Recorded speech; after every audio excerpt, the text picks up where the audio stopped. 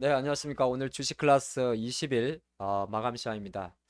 오늘 아마 장중에 좀 뜨거웠던 내용 중에 하나가 아베노믹스가 종결되는 거 아니냐 해서 엔화가 곤두박질 치고 나스닥 선물도 급변하고 우리나라 증시도 오늘 사실 이 부분에 좀 많이 반응한 것 같습니다.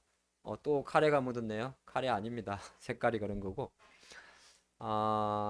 캐리 자금 이탈, 이제 엔캐리 자금 이탈 이 이야기 했었는데 오늘 조금 시황 이슈로 오늘장 마감 후, 오늘장 마감 주식 클래스를 시작하도록 하겠습니다. 되게 버벅거리네요. 자, 내용을 지금 놓고 보면 지금 이게 뭐냐면 환율입니다. 지금 중간에 있는 게 이제 엔화 흐름이죠. 지금 오늘 하루에만 한 3% 정도 강세를 보였습니다. 글자가 조금 작은가요? 조금만 기다려 주시면 이게 그렇게 중요한 거냐? 예, 중요합니다. 엔화가 132엔까지 떨어지면서 3%가 뭐 하루 만에 4엔 정도가 떨어졌습니다. 그러니까 엔 강세로 간 거죠. 그 내용을 조금 보면 이게 이제 통화하다 보니까 조금 어려울 수는 있는데 엔화도 이제 한때 150엔까지 갔었어요. 워낙 이제 뭐 달러가 강했으니까 150원 원래 보통 100엔 정도에 있었죠. 근데 150엔까지 갔다가 지금 오늘 하루에만 거의 뭐 4엔 정도가 하락을 했고 내용을 좀 장중에 보신 분들도 계시겠지만은 만약 이거를 분봉으로 조금 바꿔서 보게 되면 실로 엄청난 일이 있었습니다. 그죠? 뭐 135엔 정도 하던 게 급락을 했고 근데 또 한편으로 요거만 끝나면 상관이 없는데 오히려 이제 엔화가 강세로 갔으니까 당연히 달러도 초약세로 갔겠죠. 그래서 달러화가 우리가 DXY라고 이야기를 하는데 달러화 같은 경우가 거의 지금 104엔까지 좀 떨어졌습니다. 킹달러 끝나면 좋다고 생각했는데 지금 정시는 사실 킹달러보다는 경기 침체 우려를 많이 자극을 하죠. 그래서 분봉으로 본다 하더라도 달러도 똑같이 연동이 됐죠. 그러면 우리나라 원화 시장 같은 경우도 또 강세로 갔을 겁니다. 환율 시장 우리나라 원화 가면 좋은 거 아닙니까? 근데 항상 절대 수치도 중요하고 상대 수치도 중요하고 오늘도 지금 17원 정도가 내렸어요. 그래서 1290원까지 떨어졌는데 왜 내려가는가 중요한 겁니다. 항주는 항상 그런 게 있어요.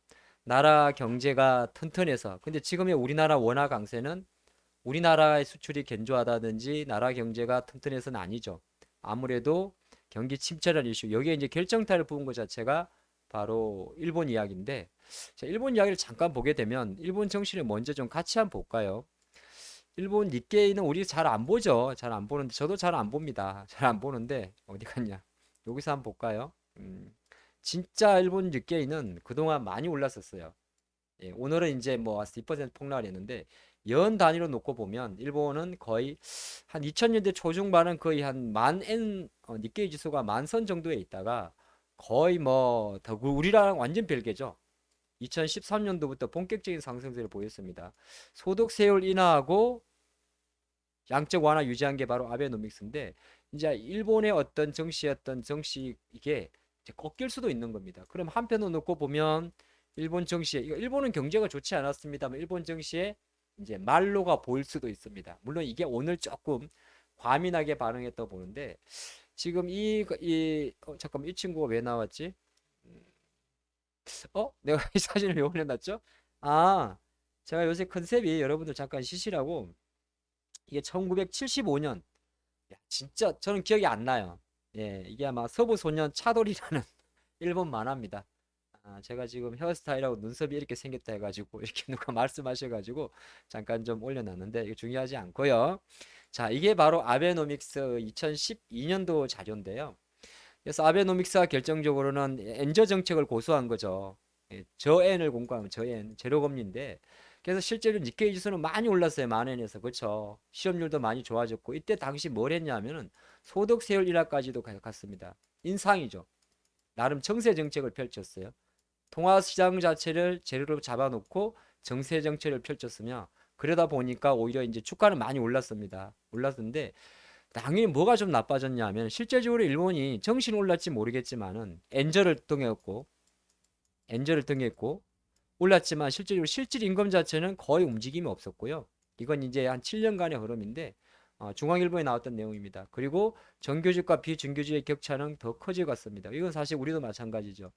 그러다 보니까 일본 정신 올랐지 모르겠습니다만은 일본 같은 경우는 여전히 이 저성장의 국가의 잡혀 있었던 거고. 자, 그런 상태에서 이제 이번에 임기가 만료하는 구로다 총재의 어떤 발언 아닌 발언. 사실 그 발언 자체는 어느 정도 예견됐던 내용이긴 해요. 뭐 예를 들어서 내년 4월 정도에 임기가 만료가 되는데 이제 어느 정도 정책 전환해야 되지 않느냐. 아까 보셨잖아요. 일본이 그동안에는 상당히 저성장이 맞습니다만은 2% 수준의 상당히 안정적인 그 물가를 좀 갖고 있었어요. 그리고 엔화 같은 경우도 아베노믹스 엔진 정책을 펼치면서 실제적으로 과거 한 25년 동안 보게 되면 아베노믹스가 본격적으로 이루어진 정책 이후에 일본의 엔화는 120엔에서 거의 100엔 초반으로 상대 엔진 정책을 고수하면서 정신이 많이 올랐었는데 이게 이제 2000년, 20년 접어들어서 코로나를 발병하면서 폭등을 해버린 거죠. 그러다 보니까 일본 경제가 아무래도 이제는 더 이상 그러니까 엔저로 가기에는 어려워진 겁니다. 그러니까 일본이 어느 정도 장기 금리의 변동폭을 조금 넓혀주자. 그런 이야기인데, 그럼 시장에서 이야기하는 게 우리 그거 말하는 거잖아. 저금리의 L이 엔화를 빌려가지고 고금리의 달러로 투자한다. 바로 캐리 트레이드 자금이잖아요. 과연 그렇게 해서 앞으로 캐리 트레이드 자금 때문에 일각에서 이야기하는 달러 자산을 매각해야 되고 주식을 팔아야 되고 그런 일이 생길까요? 생각보다 이 전환 자체는 상당 오랜 기간 첫 번째 진행될 겁니다. 생각보다 오랜 기간. 단순히 갑자기 뭐 금리를 인상을 한다니 그런 게 아니에요. 장기 금리의 변동폭만 열어둔 겁니다. 첫 번째는 상당 기간, 오랜 기간 우리가 느끼지 못할 정도로 전환된다. 두 번째는 이게 급변한 캐리 트레이드 자금의 청산은 생기지 않는다. 왜? 일본도 제로금리였는데 미국도 코로나 때 제로금리였어요. 그 이전에도 대략 2% 수준이었습니다. 한국도 마찬가지고. 그러니까 무슨 말이냐면 우리가 교과서에서 배우는 캐리 자금의 이탈에 대한 실제적인 금리 차는 거의 없었다는 거죠. 최근 2, 3년 동안 보면. 물론 일본의 정책 변화가 왔을 경우에 미 국채에 대한 매도 부분이 생길 수가 있습니다. 그래서 일단 시장은 지금 상당히 민감하게 반응하는데 과연 지금 시점에 이게 우리의 정시의 발목을 잡을 정도로 과할까에 대한 이슈는 미리 결론을 예단한 건 좀 그렇습니다만은 제가 판단할 때는 오늘 정시에서 어느 정도 상당 부분 좀 민감하게 반응했다. 저는 그렇게 보고 있습니다. 그래서 오늘 왜 그런 게 뭐냐면 정시가 이렇게 좀 밀려버렸었는데 일중 흐름에서 좀 이런 게 많이 나왔었어요. 거의 뭐 아베 그 구로다 총재 이야기 나오면서 물론 구로다 총재도 우리 그런 거 아닌데 이야기를 했습니다만 시장은 안 좋을 때는 안 좋은 것만 보고 싶은 거죠. 그러니까 그런 관점인데 가장 중요한 것은 과연 이 흐름 자체가 다시 한번 미국 정시로 넘어가서 그렇지 않아도 경기 위축돼 이슈 때문에 많이 빠져 있는 미국장으로 영향을 미치는지 그게 좀 중요할 것 같습니다. 근데 이론적으로도 마찬가지 아니겠어요?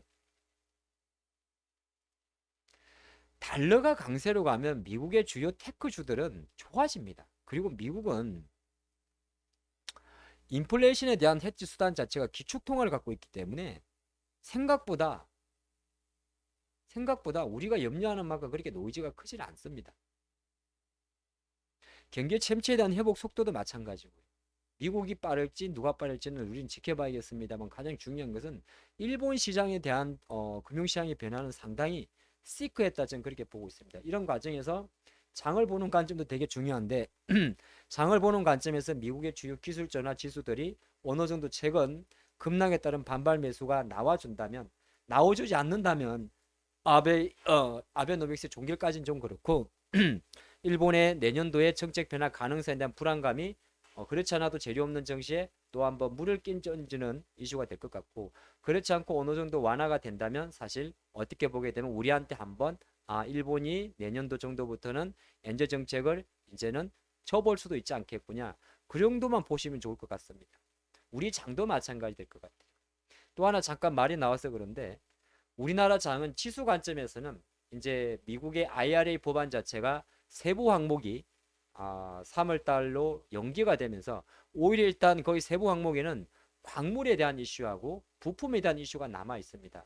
근데 당장 20만 대 상한선은 불리기 때문에 시장 관점에서는 아무래도 우리가 보통 이야기하는 자동차 같은 경우는 약간 지금 그렇지 않아도 조금 안 좋은 상황에서 IRA 법안에 대한 수정안이 진행되지 않은 것에 대한 부담감을 갖고 있을 수가 있고요. 하지만 오히려 배터리 관련해서 가장 우리가 이제 쉽게 말해서 물론 이것도 말은 많이 생길 수가 있습니다. LG인솔루션 같은 경우는 광물에 대한 정의가 이루어지지 않았으니까. 하지만 지수 관점에서는 충분히 배터리 관련주 같은 경우는 IRA 법안 관련해서 조인트 벤처 이슈가 있고 또 거기 세부 학문에서 미국의 GM이라든지 포드라든지 대부분 우리나라 LG에너지 솔루션에 배터리 공급받기 때문에 오히려 3개월 밀려버린 세부 항목에 대한 이슈 자체가 LG에너지 솔루션 쪽으로는 좀 힘을 줄 수 있지 않을까. 우리 장 지수 관점에서는 코스피 쪽에서는 LG에너지 솔루션의 반등력에 포커스를 한번 맞추고 장을 보면 어떨까 그 생각을 좀 해봤습니다. 요즘 시황이 조금 길어지고 있긴 있습니다만은 여러분들이 하나하나 이런 거 인사이트 하나씩 체크해 가시면 좋을 것 같다는 생각을 했습니다. 오늘의 마감 주식 클래스는 여기까지 하겠습니다. 이상 양봉 하창봉이었습니다. 감사합니다. 잠깐 잠깐 네, 내일 수요일입니다. 수요일 저녁 8시에는 또 우리가 야간 수업을 하니까 함께 꼭 참여하시기 바랍니다. 제가 이거를 안 올려드렸네요. 수요일 오후 8시는 야간 수업 잊지 말기 바랍니다. 내일 뵙겠습니다.